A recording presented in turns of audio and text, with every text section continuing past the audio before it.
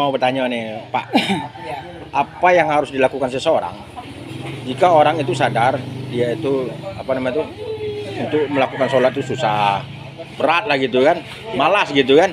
Apa yang harus dilakukan oleh orang-orang yang malas tadi itu supaya muncul dorongan hati untuk sholat? Apa yang harus dilakukan oleh seseorang itu?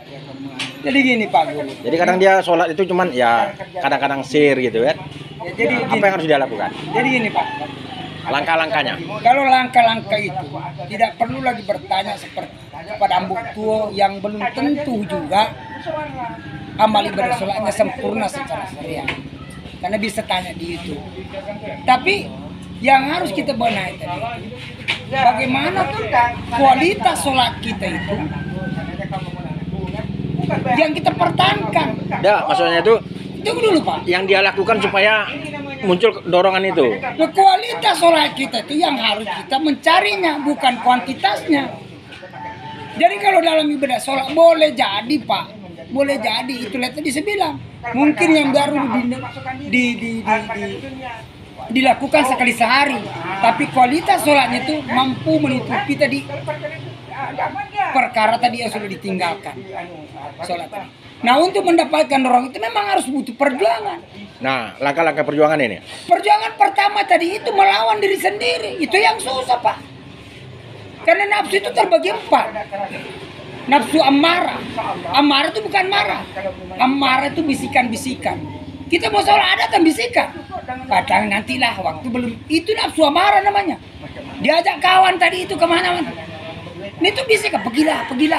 Padahal kemaksiatan nih. Nah, ketika manusia tadi itu mampu melawan nafsu amarah, masuklah dia tadi itu ada bisikan, tengah malam itu enaknya aku tidur apa tahajud. Asar ini enaknya aku ke masjid apa ke rumah. Enggak, padahal jelas orang yang sholat ke masjid lebih besar pahalanya kan. Itulah nafsu amarah tadi itu bisikan-bisikan. Sudahlah di rumah beh. Nah, orang itulah yang dipakai tadi saudara kita jemaah tabligh memaksakan tadi itu. Awalnya dipaksa. Kalau kami tadi itu bang, kata ulama tadi itu lebih baik orang tuh umat itu dipaksa masuk surga daripada ikhlas masuk neraka. Itulah yang dilakukan tadi guru-guru toreko jemaah tabligh. Dia apa kersapa? Jadi maksud Pak Guru tadi menanyakan bahwa bagaimana upaya kita, langkah-langkah kita atau motivasinya supaya kita ini rajin gitu. Ya. Itulah maksud saya tadi sampai. Kalau bagi saya pribadi, yang pertama ingat kematian bahwa sholat kita ini Nah, yang model itu. Nah, mungkin begitu ini contohnya. Ya, itu salah satunya. Dan itu tidak juga orang tadi itu semua ahli ibadah itu akan selamat dalam kematian. Tidak bisa juga kita nafikan. Tidak ada juga jaminan itu bahwa ibadah kita yang menyelamatkan kita dalam kerakannya. Tapi mau mamli. Jadi motivasi sekarang itu makanya kalau saya mau cerita tentang tadi itu macam mana supaya langkah-langkah kita. Iya lagi. Ya itu kan bisa tadi itu melalui YouTube Pak. Itu mungkin lebih mengena. Saya ini tadi ini kan itu tadi kita mulai tadi. Ketika kita tadi itu keluar mampu kita melawan nafsu amarah, karena melawan tadi itu lebih baik sholat tidak sholat lawan itu Pak, dilawan karena memang harus dilawan dulu karena itu bisikan di situlah bisikan laknatullah. Harinya nanti itu lawan di situ masuklah kita ke nafsu lawamah. Nafsu lawamah. Lawamah tadi itu mulainya kita mengerjakan tepat waktu. Mulailah kita menghindari tadi itu perkara ngumpul-ngumpul begini. Tapi jangan senang dulu. Dah lama-lama tadi itu mulailah kita kebiasaan main lacak. Mulai itu nafsu lawamah namanya. Mulai kita menghindari nafsu itu tadi. Baru nanti nafsu mulhamah. Mulailah tadi kita tuh bisa berkat. Oh, yang biasa tadi itu berjudi, kita tidak membenci orang berjudi. Yang biasa orang tidak sholat, kita tidak menyalahkan orang tidak sholat karena kita pernah mengalaminya. Tuh berlatih butuh perjuangan Pak. Barulah masuk ke nafsu mutmainnah, jiwa-jiwa yang tenang. Dan itu tercermin.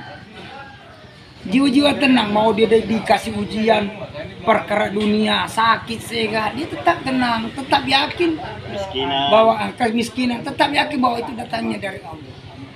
Nah, makanya Rasulullah tadi itu 13 tahun berdakwah yang ditanamkan kepada umat itu adalah tauhid, keyakinan.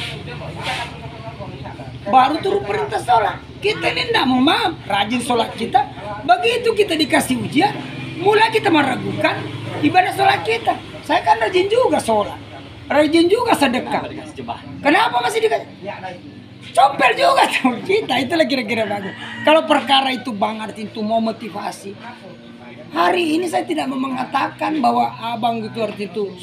Kita data itulah ampunan Allah itu maha besar. Tidak menutup kemungkinan hari ini masih kita duduk. Allah yang akan tahu 3 hari sebelum meninggal dunia. Diri dia Allah tadi itu kita ambil sholat tobat, memohon ampun. Tak pernah putus kita amal ibadah.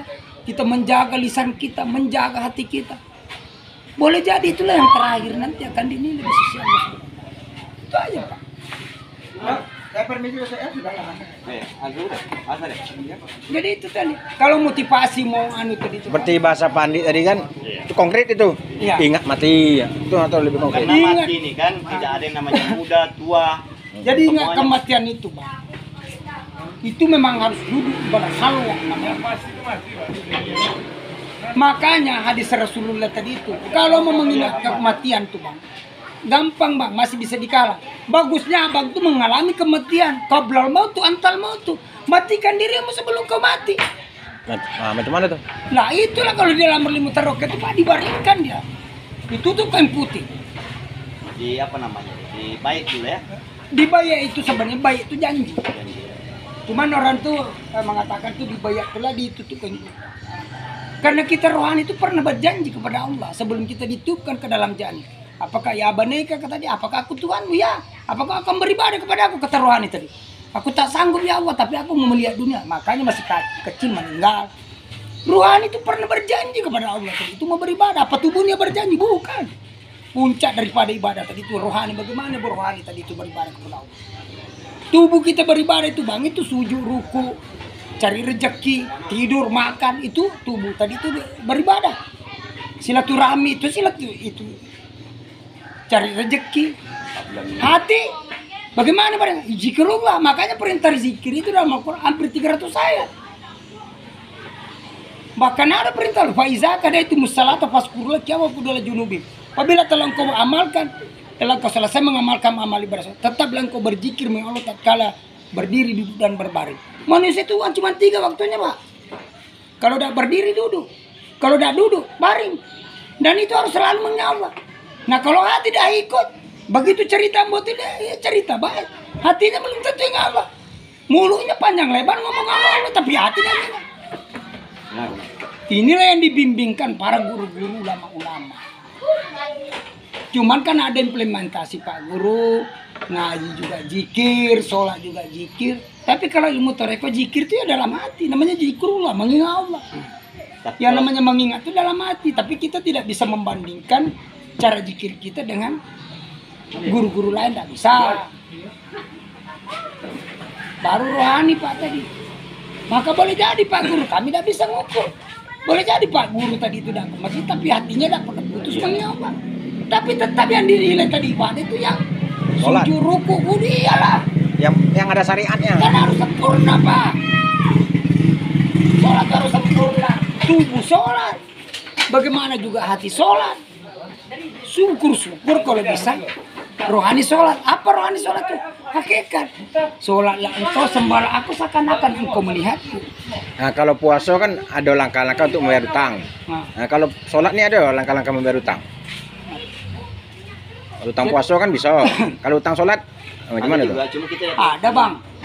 Ada. Ada. Itu ada dalilnya. Nah, bagaimana Itu langkah-langkahnya? dari. Nah setiap sudah sholat fardu waktu itu. Assalamualaikum warahmatullahi wabarakatuh. Assalamualaikum. Tegak lagi ambil. Niatnya? Datang ke rumah. Dikodok Pak. Kodok. Dikodok. Usalli fardal zuhri. Kodok. Arba rakaat ini. Kodok alilaitan. Begitu kita mempasannya, sengaja ku sholat.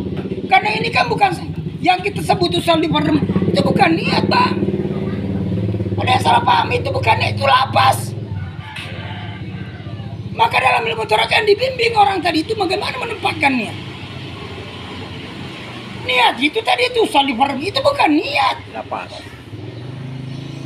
Niat itu nama lama lebih niat itu bilang niat itu dalam hati. Dan ada rukunnya. Niat sholat itu baru ada rukunnya. Tak sok taruh tain. Kalau penjelasan aku niatan ini terbagi 3, Pak. Pertama, diyakinkan dalam hati, diucapkan dengan lisan, Nah, memang dan dikerjakan oleh Ya. Cuma perkara jahir hati. tubuh. Cuma Ah. yang jadi perkara memang kata Rasulullah makoman makom, tempatkan pada tempatnya. Niat abang itu harus tempatkan di hati. Perkara hati abang bisa letaknya. Bagaimana kalau abang tadi itu niat, tak taunya ingat petang kelapa, masa hati abang di petang kelapa? Ini yang perkara tak gampang. Niat cewek cantik ya lagi sholat kan ingat Nah, cantik iya. kan. Itulah yang sering terjadi di diri saya, Pak. Sama dengan kenapa saya bisa cari itu? Karena itu juga pengalaman yang pernah kita selama ini kan kita Ingat utang. Terutama pekerjaan lah. karena kenapa bisa begitu Bang Heru?